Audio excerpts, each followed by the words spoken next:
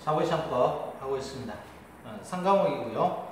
증권투자 권유 대행인 자격증과 관련돼서 여러분들하고 자본시장법 살펴보고 있는데요. 자본시장법은 여러분 아시다시피 10문항 정도가 출제가 되는데 다른 내용들하고 겹치죠. 다른 부분들하고 겹쳐서 실제로는 10문항이 좀 더 넓다, 더 많이 포함되고 있다 이렇게 보면 되겠고요.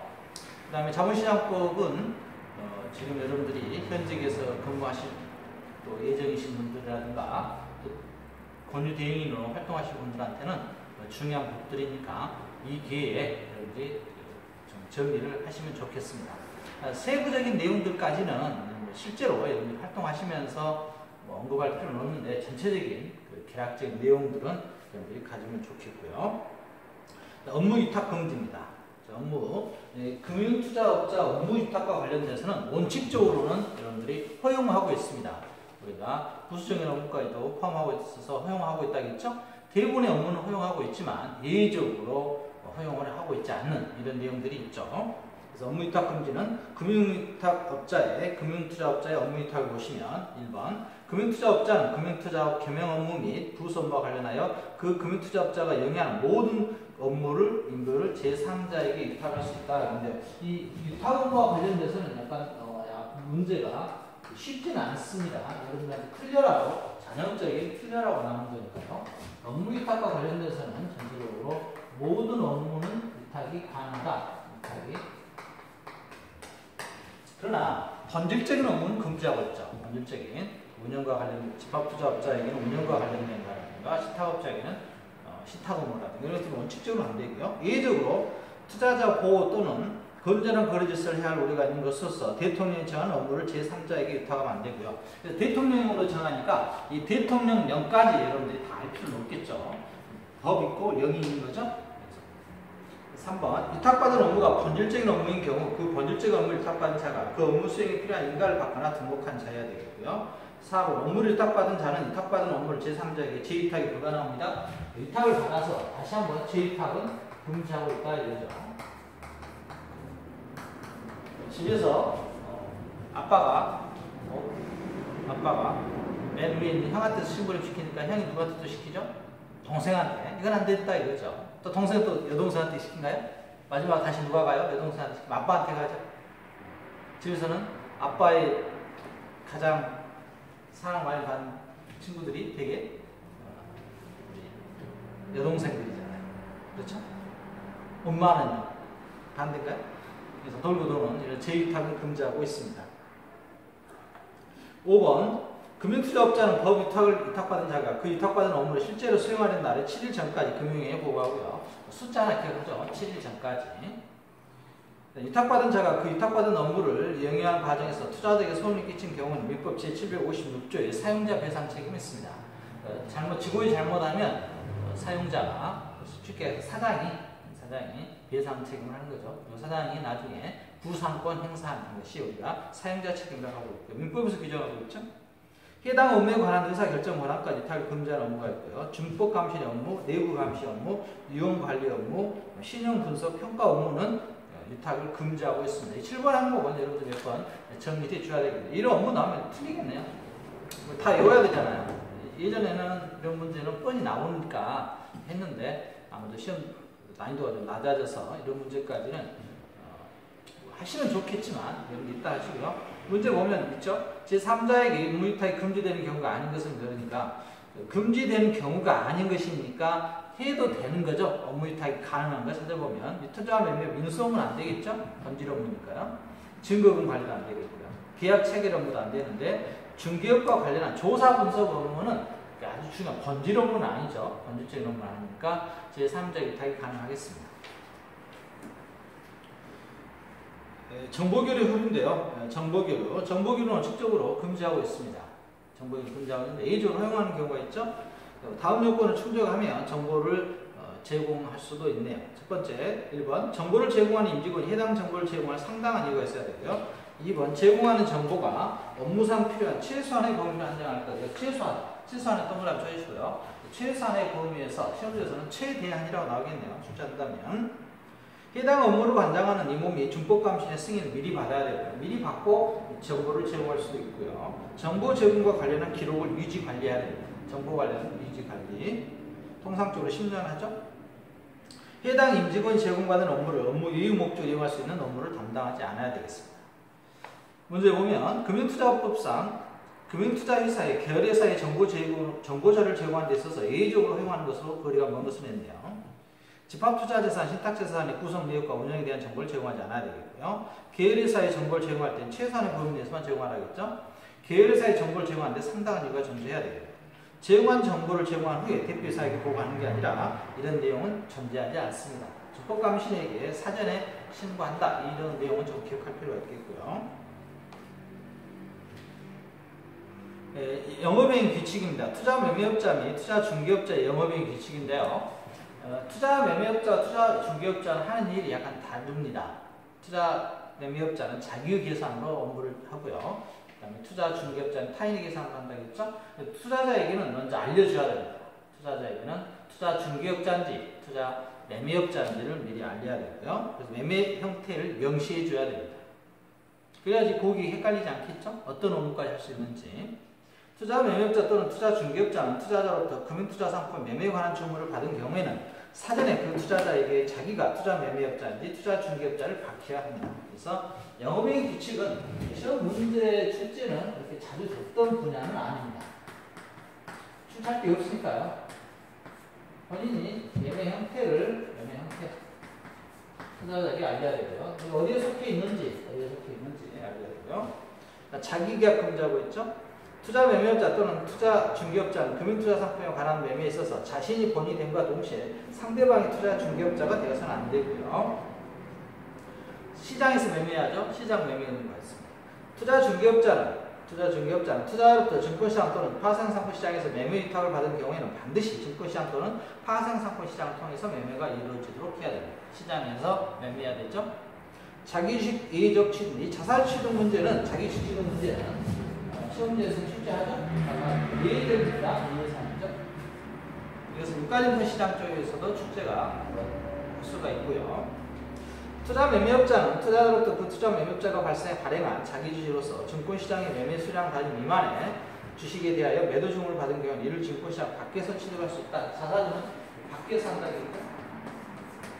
그래서 임의매매를 금지하고 있습니다. 투자 매매업자 또는 투자 중개업자는 투자자나 그 대리인으로부터 금융투자 상품의 매매 주문을 받지 않고 투자자로부터 예탁받은 재산으로 금융투자 상품 매매를 해서는 안 되죠.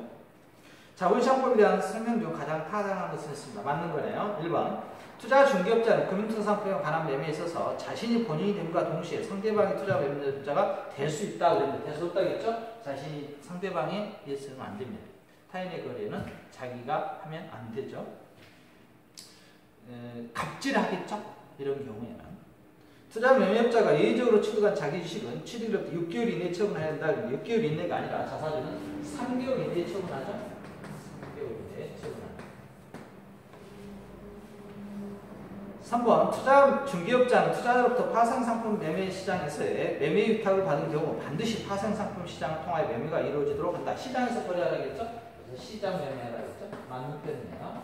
반드시 파생상품 시장에서 거래해야 되겠죠. 4번.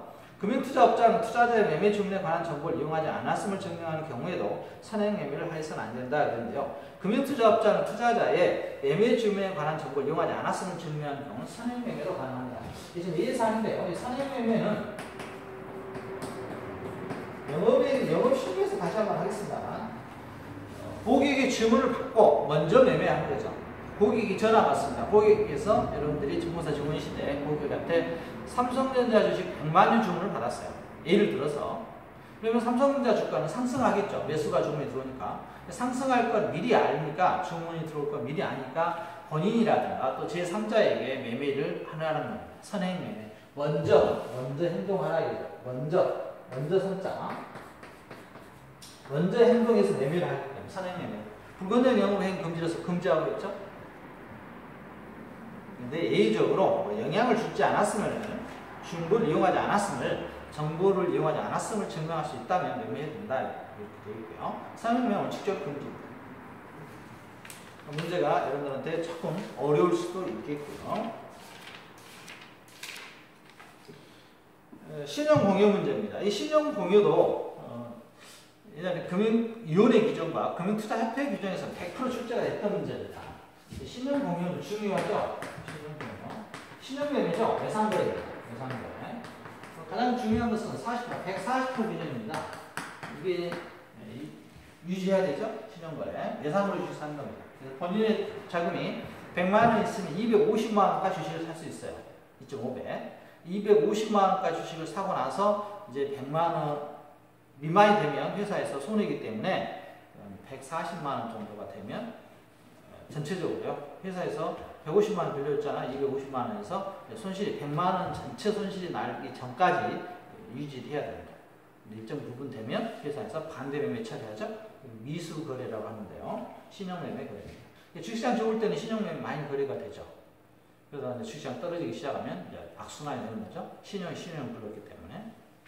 지금도 한 7조 되나요? 5조, 7조? 이 정도 항상 유지하는 것 같은데요.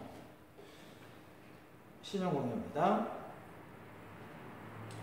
신용공여 업무에 관한 내용 중 맞는 것을 고르시오 했습니다. 내용 보면서 하죠. 투자 매매업자는 증권의 인수일로부터 6개월 이내에 투자자에게 그 증권을 매수하게 하기 위하여 투자자에게 금전의 융자, 그 밖에 신용공여를 할 수 있다 그랬는데요.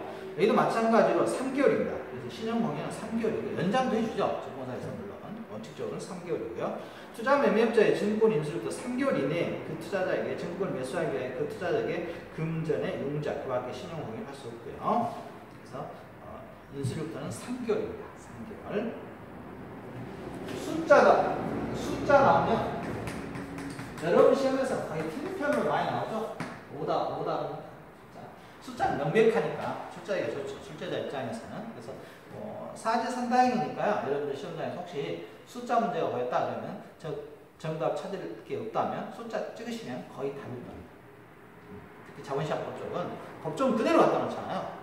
또 달리 문제를 바꿔놓을 수가 없으니까요. 법을 어떻게 바꾸겠습니까? 법조문 그대로 갖다가 있다 없다 뒤에를 할 수 있다 할 수 없다 이렇게 바꾼다든가 또 숫자 나오면 그걸 바꿔야지. 법조문 잘못 바꿨다가는 오답에 논란이 있고요. 특히 이제 법 전공하는 시험 있죠. 그런 쪽에서는 판례 문제가 나오는데 판례 문제 같은 경우는 거의 안 바꾸죠. 판례 자체를 바꿨다가는 다른 분쟁의 소지가 있으니까. 그래서 법조항 시험 문제는 법률 위주로 출제하기 때문에 법에서 가장 간단하게 오답을 골라낼 수 있는 것은 숫자 문제입니다. 그래서 이런 문제는 사실상 외워야 된다는 게 부담스럽죠. 계좌에 쓴 자산액이 100만 원 미달한 투자자는 신규로 거래 못합니다. 그래서 100만 원이 최저 자본을 항상 있어야 되고요. 100만 이체해야 돼요. 총 신용공여 규모는 자기 자본을 범위 이내로 하고요. 40% 이상에 해당하는 보험증권이 있어야 돼요. 140%.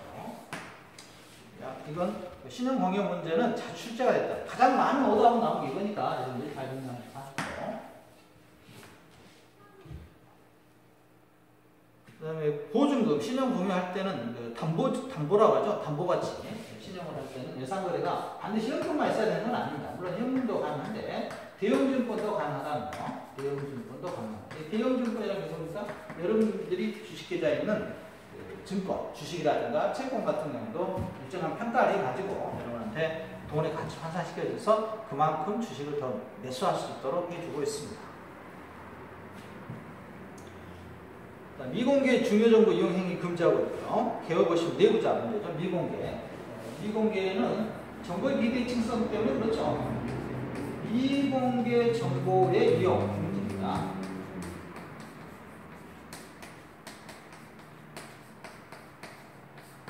미공개 이용 정보 금지. 내부자는 상장 범위 6개월 이내에 상장 범위에 포함하고요. 업무 등과 관련된 미공개 중요 정보에 특정 증권의 매매, 그 밖에 거래 이용하거나 타인에게 이용해서는 안 됩니다. 미공개 정보, 회사에 공개되지 않는 정보를 가지고 주식 매매하지 마라 이거죠. 그냥 간단하게 생각한다면 내부자입니다. 이 내부자 문제가 이제 시험에 출제하죠. 다음 중 내부자에 포함되는 자와 포함되지 않는 자 이런 것도 어렵죠, 법규. 그래서 여러분한테 선택을 맡기겠습니다. 지금 워낙 쉬워져서 이 과목에서 증권시장에서 뭐 계산 문제 거의 없어졌고요. 그 다음에 좀 어려운 게 이쪽입니다. 그리고 나머지는 쉽습니다. 오히려 개인적으로는 펀드보다 더 쉽다고 보여줍니다. 점수도 그렇게 많이 나오고요, 실제로. 그래서 이걸 다 외워야 되느냐는 여러분한테 선택 폭인데요. 이런 문제가 있다. 이거 다 외워야 됩니다. 내부자. 뭐 이해하는 게 아니잖아요. 법률 과목은. 아무튼 내부자는 이런 대상들이 내부자입니다. 그 법인 및 그 법인 임직원 대리인으로서 그 정보와 관련한 미공개 중요 정보를 알게 된 자. 그래서 법인의 임직원 대리인 또 그 법인의 주요 주주로서 그 권리를 행사하는 과정에서 미공개 중요 정보를 알게 된 자. 그 법인에 대하여 법령에 따른 인가, 허가, 지도, 감독, 그 밖의 권한을 가진 자로서 그 권한을 행사하는 과정에서 미공개 정보를 알게 된 자. 법인과 계약을 체결하고 있거나 체결 교섭하고 있는 자. 이걸 주장합니다. 4번. 4번이 가장 대표적인 답이죠. 실제 시험에서. 계약을 체결하고 있거나 교섭 중인 자. 그래도 교섭을 하다가 보면 상대방한테 계약을 하게 되면 당신 회사 어떤 일을 해요? 앞으로 비전 어떻습니까? 이렇게 알아야 계약을 할 거 아니겠습니까? 그래서 그때 이런 정보를 가지고 한 자도 포함되고요. 미공개. 그 계약을 체결 또는 이행하는 과정에서 미공개 중요 정보를 안 자. 또 2에서 4번까지 해당하는 자 대리인도 포함하고요. 1번, 2번까지 해당하는 자에서 1년이 경과되지 않은 자도 포함한다. 1년 주의합니다. 1년. 대기 시험에서 6개월이 하죠? 1년 경과. 정보의 미공개입니다. 당회사가 시행령이 정한 방법에 따라 공개한 후 일정한 주지기간이 경과한 경우만 정개된 정보를 규정하고 있고요. 미공개 공개에서 정보의 행위는 금지하고 있습니다. 자본시장법상 내부자 거래 규제 대상 중에서 회사 내부자에 대한 설명을 틀린 것은 했습니다. 뭐 이런 문제 나오면 어렵다 이겁니다. 내부자. 사실상 지배주도 포함하겠죠. 지배주가 뭐 회사 오너니까요. 회사 내부자였던 자가 퇴사 후 1년이 경과되는데 1년의 경과 주의하시고요. 당해 법인은 포함하지 않다. 포함하죠? 이런 식으로 안 나옵니다. 시험 문제. 이보다는 좀 지문이 길죠. 4번 누구의 명의로 하든 자기 계산으로 발행주총수의 10% 이상 보유 주주도 우리가 내부자에 포함합니다. 10% 주의하시고요. 5%가 아니에요. 10%입니다. 이 5%가 중요하냐면 5%가 뒤에 또 나와요. 5%가 다른 문제 중에서 나올 때는 그렇습니다. 그 다음에 금융투자 종사자가 준수해야 될 게 있네요. 사기적 행위 금지하고 있죠. 사기적 행위. 시세 조정 행위 금지하고 있다. 이건 작전. 소위 말하는 작전 금지하고 있죠. 자본시장법이 이용화된 시세 조정 행위 금지 및 내부자 거래 금지로 규제할 수 없는 금융투자 상품과 관련된 불공정 행위를 규제하기 위하여 포괄적 또는 일반적 상행위는 금지하고 있고요. 이 경우에는 시세 조정 행위 금지와 달리 구성 요건상 목적 요건을 규정하고 있지 않으며 대상 시장도 증권시장 또는 파생시장 같은 공개적인 시장에 제한되지 않는 자의 특징이 있다. 그래서 공개적인 시장뿐만 아니라 비공개적인 시장까지도 시세 조정 행위는 금지하고 있다 보시면 되겠습니다. 작전은 금지하는 행위. 그러니까 작전은 우리나라에서 영화 나왔었죠. 작전의 끝말은 서로 칼부림입니다. 네, 실제로. 네, 부정거래의 유형을 보시면 누구든지 금융투자 상품 매매, 그 밖의 거래와 관련해 다음 어느 하나에 해당하는 행위를 할 수 없고요. 부정한 수단, 계획 또는 기계를 이용한 행위, 증명사항에 관하여 거짓의 기재 또는 표시를 하는 행위, 금융투자 상품 매매, 그 밖의 거래를 이용할 목적으로 거짓을 이용한 행위도 금지하고 있습니다. 자본시장법상 금융투자업 종사자가 준수해야 할 의무에 대한 설명을 더 우리가 먼저 했습니다. 뭐 이런 문제는 거의 안 틀리시죠? 미공의 중요정보 이용행 규제에서 해당 법인과 계약체계 교섭적인 자도 내부자에 포함한다겠고요. 교섭적인 자. 이런 문제로 나올 겁니다. 이런 유형으로 시험 문제가. 주가연계증권 및 외국에서 발행한 증권예탁증서도 미공개 중요정보 이용행 규제 대상이고요. 장외시장에서 인위적인 주가 조작은 시세조정 금지 행위로 규제된다. 장외시장에서는 금지하고 있지 않습니다. 공개시장에서만 시세조정에 관한 법 규정 공개시장에서만 규정하고 있는 거죠. 근데 포괄적 사기저항은 아니죠. 사기저항은 좀 헷갈리죠? 사기저항은 장애까지 하는데 주가조작은 장애까지는 포함하지 않습니다. 3번이 틀렸네요. 미공개 중요정보를 이용하여 자신이 매매하거나 다른 사람의 특정 매매하는 행위는 규제하고 그래서 사기적 행위는 사기에 대해서는 장외리도 포함하는데 주가조작은 장외에서 사실상 적발하기 어렵죠? 비상장 주식 같은 거. 장외만 포함한다? 이렇게 정리하시면 되겠네요. 사기가 포괄적이죠? 훨씬 높잖아요. 그 다음에 증권신고서입니다. 예, 증권신고서가 이쪽에 있는가 모르겠는데 아무튼 증권신고서는 어쨌든 시험문제 출제합니다. 유가인고 시장에서 그냥 살펴봤는데요. 증권신고서가 시험에 빠지면 출제자가 이상한 거죠. 증권신고서가 중요하기 때문이었습니다. 네, 증권은 친구 하나의 겁니다. 증권을 발행할 때는 우리 교재 보면서 할까요? 증권신고서입니다. 제출 대상 모집 매출에 의해서 모집 매출의 경우에 50 이상이죠? 10억 이상이죠. 10억 이상을 발행할 때는 실효하라, 신고하라 이거고요. 1년 누적 기간 동안에 10억. 간주 모집 있죠? 이 간주 모집 주의하시고요. 간주 모집 좀 어렵죠? 간주 모집. 지금 당장 모집했는데 50명은 아니에요.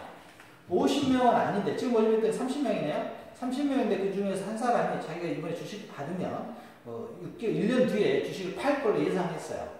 파는 사람이 모아놨다. 대표로 온 거예요. 대표. 파는 사람 앞으로 반드시 팔아야 될 사람 한 30명 모아놨네요. 그럼 현재 30명, 향후 30명이니까 60명이 되네. 그럼 50명이 넘었죠. 이런 것을 간주 모집이라고 합니다.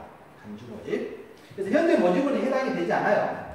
현재 간주 모집은 현재 대상이 모집이 아니에요. 그래서 50명이 아니에요. 그렇지만 50명이 아닌데 매출 가능성이 있다 이거죠. 이미 매출할 가능성, 매출을 대상자를 모아놨다 이거죠. 얼마에 대해서? 10억. 이 경우에도 우리가 증권신고서를 제출해야 돼요. 증권신고 제출하고요. 소액 공모에 대해서는 증권신고서 제출하지 않습니다. 여러분들 시험에 나온다면 간주 모집이 매출자에게 좋죠. 모집은 현재 모집이 아니라 매출 가능성 10억. 이걸 간주 모집이라고 한다고요. 간주한다. 이거 법조항 있죠? 간주한다. 신고 의무자는 해당 증권을 발행인이 하니까 당연히 발행인이 해야 되겠고요. 청약의 권유가 있습니다. 권유받은 자에게 증권을 취득하도록 하기 위하여 신문, 방송, 잡지 등을 통한 광고, 안내문, 홍보, 전단 등 인쇄물의 배포, 투자 설명의 개최, 전자통신 등의 방법으로 증권 취득 청약의 권유 또는 증권 매도 청약이나 매수 청약의 권유 등 증권을 발행 또는 매도한다는 사실을 알리거나 취득의 절차를 안내하는 활동을 말하는데요. 광고하고는 구분하고 광고는 특정 다수를 하는 대상으로 하는 거고요. 청약은 일정한 요건이 많은 사람한테 하는 거죠. 그래서 청약 권유의 제외 기준을 보시면 인수인의 명칭을 표시하지 않고 증권의 발행 금액 및 발행가액을 확정하여 표시하지 않으면 증권 신고의 대상이 되는 증권의 거래를 위한 청약의 권유는 투자 설명서, 예비 투자 설명서 또는 간이 투자 설명서에 따른다는 뜻을 명시해서 단순 사실의 광고 또는 안내 방법과 청약의 권유에서 제외하고 있습니다. 방금 했던 것들은 우리가 인수인을 표시하지 않았다는 누구지 모른다 이거죠. 상대방이. 이럴 경우는 광고로 봐서 우리가 청약에서 제외하고 있습니다. 여섯 번째, 예측 정보의 기준. 예측 정보를 기재할 때는 반드시 사실과 정보를 구분해서 해야 되고요. 그래서 기재 표시가 예측 정보라는 사실이 밝혀져 있어야 되고요. 예측 또는 전망과 관련된 가정이나 판단의 근거가 밝혀져 있어야 되고 그 기재 또는 표시에 대한 예측치와 실제 결과치가 다를 수 있다는 주의 문구가 밝혀져 있어야 돼요. 일곱 번째, 효력의 발생입니다. 금융위는 증권신고서 형식적 심사만 한다는 걸 주의하십니다. 증권신고서는 형식적 심사요. 실질적 심사가 아닙니다. 시험대에서 실질적 심사라고 하죠. 그냥 요건에 맞는지만, 그 내용에 요건에 맞는지만 확인할 뿐이지, 증권신고서가 들어와서 심사를 해줄 때 효력이 발생했다고 해서 투자자가 그걸 믿으면 안 된다. 이거. 그래서 금융위는 증권신고서 형식적 심사만 할 뿐 형식적인 동그라미 쳐주시고요. 기재사항이 진실 또는 정확하다는 것을 보증 또는 승인한 효력을 가지고 있는 건 아닙니다. 주의하시고요. 이거 시험 문제 잘 나오죠? 실질적이라고. 증권신고서는 원칙적으로 증권을 모집 매출 시 금융위에 제출해야 한다. 다음 중 성격상 충분히 공시가 되어 있어 증권신고서 제출이 면제되는 증권이 아닌 것은 했습니다. 증권신고서를 제출하지 않아도 되는 경우가 있습니다. 예를 들어서 국가에서 발행한 채권. 굳이 국가에서 발행한 채권은 신빙성이 높죠. 그래서 제출하지 않아도 되고요. 지방채라든가 산업은행 발행 채권, 정부투자기관, 국가 원리금을 보증한 채권 이런 경우도 증권신고서를 제출할 필요 없습니다. 그러나 은행이 지급보증한 전환사채 같은 경우는 증권신고서를 제출해야 돼요. 은행은 여러분들 굉장히 믿는데요. IMF 때라든가 최근에 부도 많이 나죠? 없어지기도 하고요. 최근에는 지금 우리은행이 합병하려고 그러고 있고 또 어디죠? 여한은행 합병하고 있죠. 그래서 은행을 너무 신뢰하시면 안 돼. 부도 날 수 있습니다. 제 때는 부도 많이 났죠.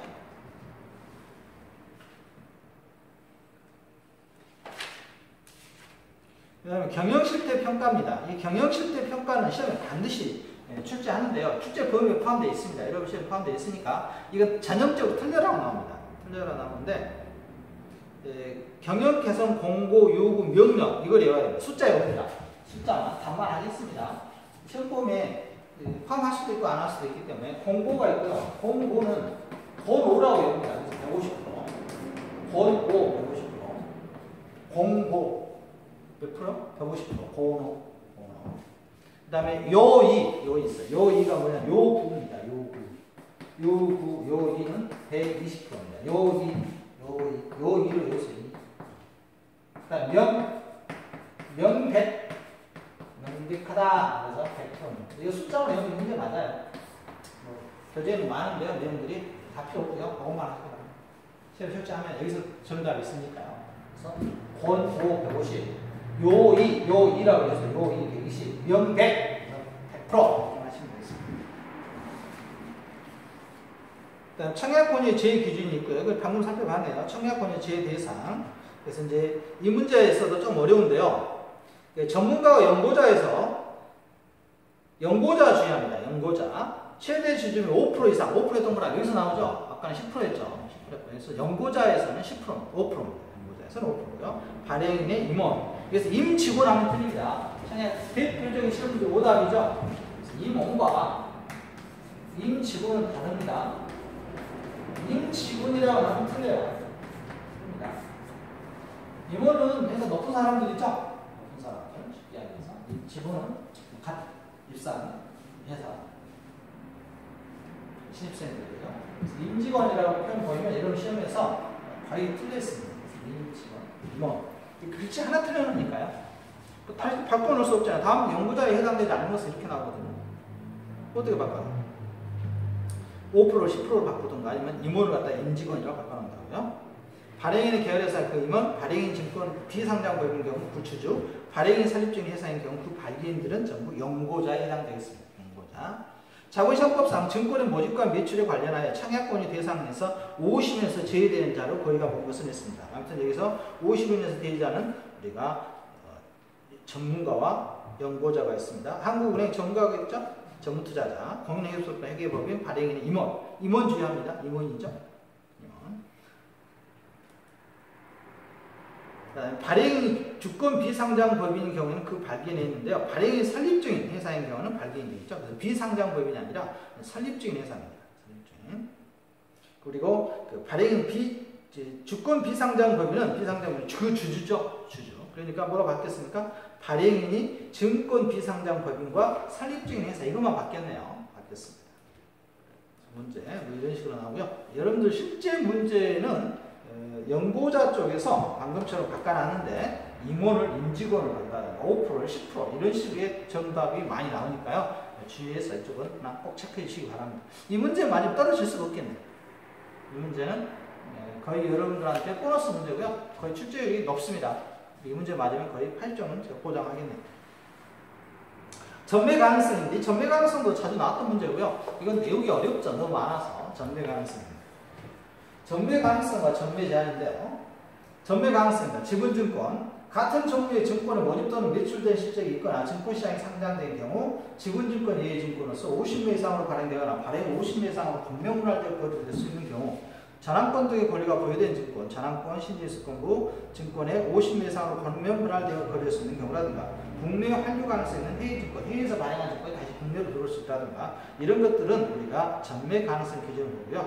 이런 전매 제한 조치가 있습니다. 증권을 발행하면 지체 없이 한국예탁결제원 예탁하고 1년간 해당 증권 인출하거나 매각하지 않기로 계약을 해야 되고요. 1년간 보호의 수제도, 이 보호의 수제도는 여러분들이 벤처기업과 관련돼서 코스닥 시장에서 있었죠. 50매 미만으로 발행되는 경우 증권은 공면에 발행 후 1년 이내에 분할금지특약을 개시하는 경우 전환권 등이 부여된 경우에는 권리행사 금지기간을 발행 후 1년 이상으로 정하는 경우라든가 국내 환류 가능성이 있는 해외 발행에 대하여는 발행 당시 또는 발행일부터 1년 이내에 해당 증권 등을 거주자에게 양도할 수 없다는 뜻을 해당 증권의 권면에 게재하는 등 이행을 담보할 수 있는 장치를 강구한 후 발행하는 경우가 되겠습니다. 전매 조치, 전매 제한 조치에 해당하는 것은 해당하지 않는 것처럼요. 증권 예탁 결제는 1년간 보호 예수 조치해야 된다겠고요. 채무증권 50매 미만으로 발행하고 1년 이내에 분할금지 특약을 공면에 게재한 경우라든가 모집한 신주인수권부 사채에 대하여 권리행사 금지기간을 발행 후 1년 이상으로 정한 경우는 우리가 전매 제한 조치에 해당되죠. 전매는 당장 팔지 말아야 됩니다. 물건을. 전매. 샀던 물건을 판매를 제한시켜 놓은 거죠. 전매 제한 조치가 되겠습니다. 해외에서 국외 거주자를 대상으로 발행할 때 1년 이내에 국내 거주자 취득 가능한 조건으로 주식을 발행하는 경우겠는데요. 국내 거주자가 취득할 수 없는 걸 조건으로 국내 환류 문제였죠. 취득할 수 없는 조건 이런 식으로 문제를 바꿔놔서 문제 만들어냈네요. 그래서 발행일로부터 1년 이내에 국내 거주자가 취득할 수 없는 구조로 발행된 경우는 전매 규제에 해당되지 않습니다.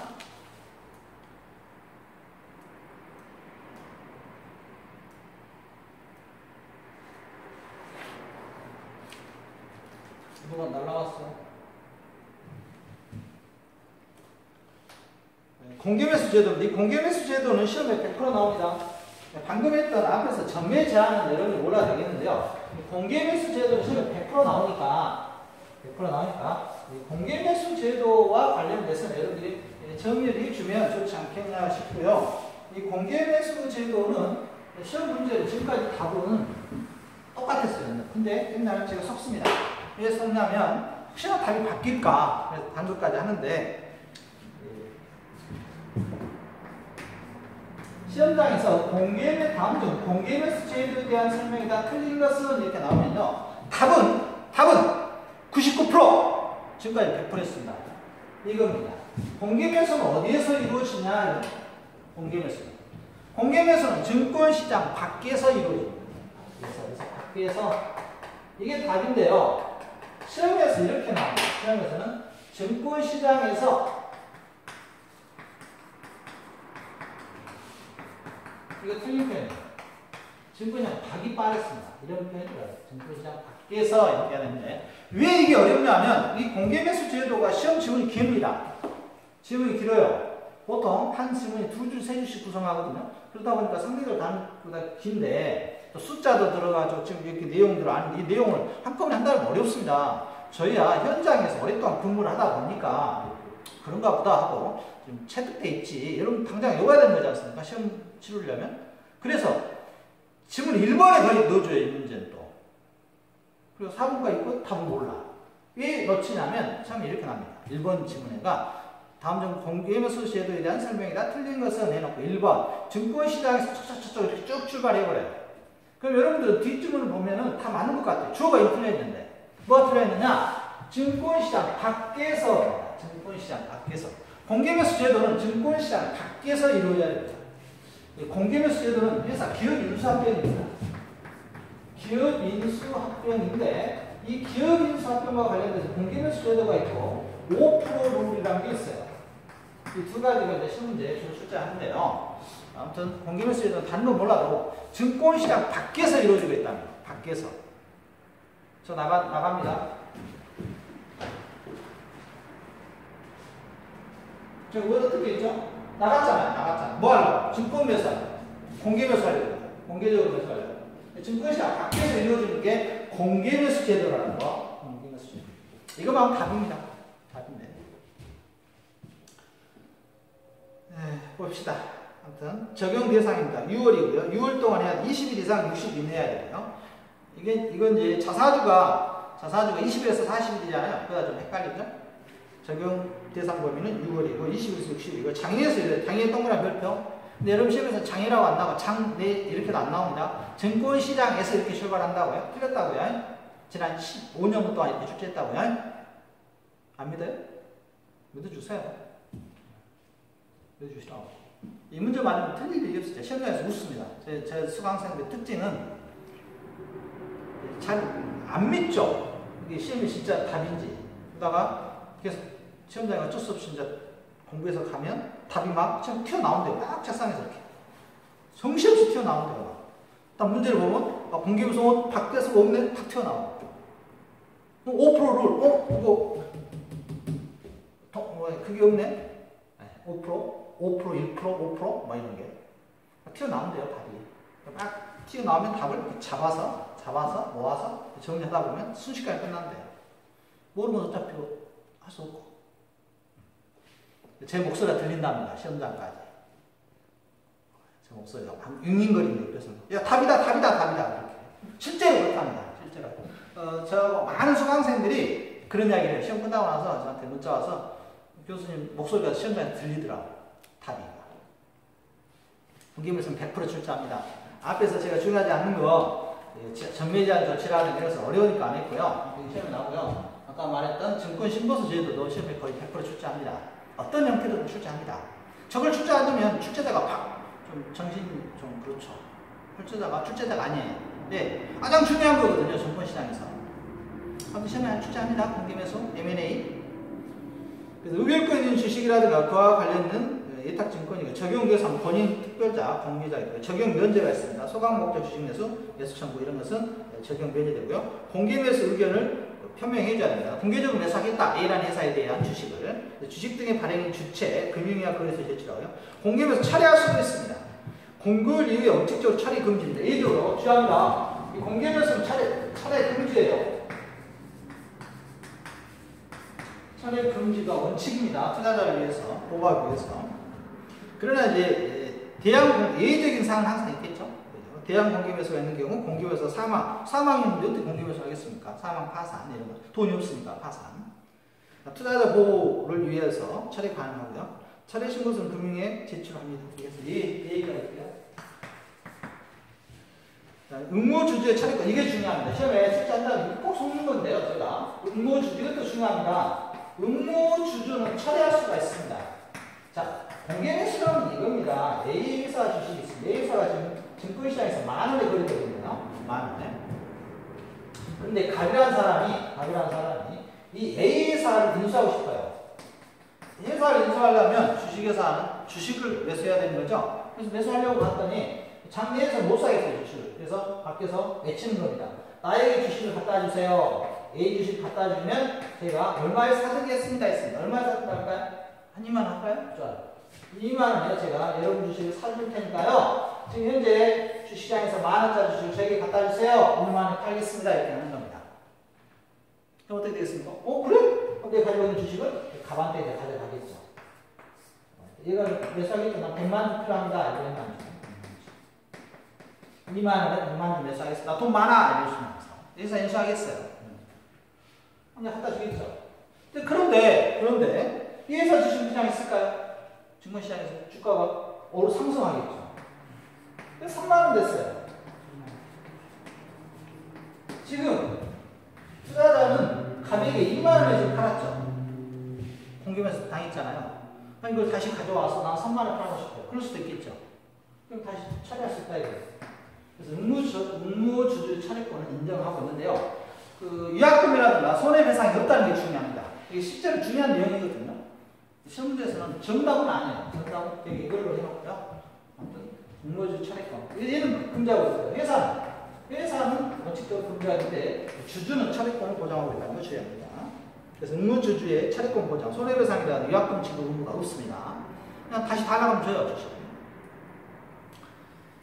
별도 매수 금지하고 있고요. 이 사람은, 이 가비란 사람이 공개매수 했으면 다시 증권시장에서 본인 주식을 살 수는 없습니다. 그냥 여기 시간 동안 20일에서 60일 이내에 전부 매수하고 끝내야 됩니다. 그래서 공개매수 기간 중 별도 매수 금지하고 있고, 정부 매수해야 되고요. 공개매수 있는 것에 정정할 수도 있고요. 공개매수 기간이나 종료일은 정정신고서 제출한 날이 공개매수 종료일 10일 이내고요. 실효성 확보 제도가 있습니다. 그래서 의결권 제한 및 처분 기간 명령, 손해배상 형사 처분이 있고요. 이런 것까지 배울 필요 없고요. 다음은 자본시장법상 공개매수에 대한 설명이 다 틀린 것은 했습니다. 공개매수를 하고자 하는 자는 공개매수 신고서 제출에 앞서 공개매수 관한 사항을 전국적으로 보급적으로 하는 2월 이상의 신문에 공고해야 됩니다. 공개매수자는 공개매수 공고 후에는 공개매수 조건의 변경을 할 수 없다고 되는데요. 할 수가 있습니다. 어떤 경우 할 수 있을까요? 투자자를 위한 경우를 할 수 있겠죠. 예를 들어서 2만 원인데 보니까 A 주식은 올라요. 2만 원 살 수 없을 것 같아요. 그래서 나는 4만 원에 매수하겠다. 이런 건 가능하잖아요. 이런 건 투자자를 도와줘야 돼요. 투자자를 구하고 있죠. 그래서 이런 경우는 가능합니다. 그래서 변경할 수 없다 했으니까 틀렸네요. 변경할 수 있습니다. 공개매수 기간 중에 별도 매수는 금지하고 있고요. 공개매수자는 공개매수 신고서에 기재한 매수 조건과 방법에 따라 응모주식의 정보를 공개매수 기간이 종료하는 날에 다음 날 이후 지체 없이 매수해야 된다. 아무튼 이 문제 중요합니다. 공개매수 제도 요건 꼭 기억하시기 바랍니다. 시험 문제 하나예요. 5% 룰입니다. 이 5% 룰과 공개매수 제도는 굉장히 중요합니다. 증권시장에서. 둘 다 출제하면 좋은데 예전 둘 다 100% 출제했어요. 시험 보니까 좁았죠? 좁아져서 어떤 걸 출제할지 모르겠습니다. 5% 보고시험입니다. 어떤 회사의 지분을 5%를 추가하면 신고하라 이겁니다. 이게 5% 룰이에요. 이것도 M&A와 관련됐습니다. 5% 룰은 장 내에서 이루어집니다. 5% 룰은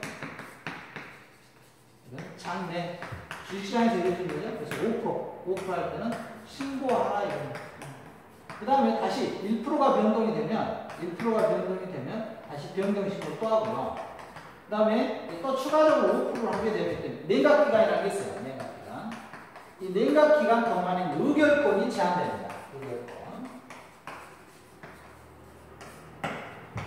이 정도만 하면 되는데,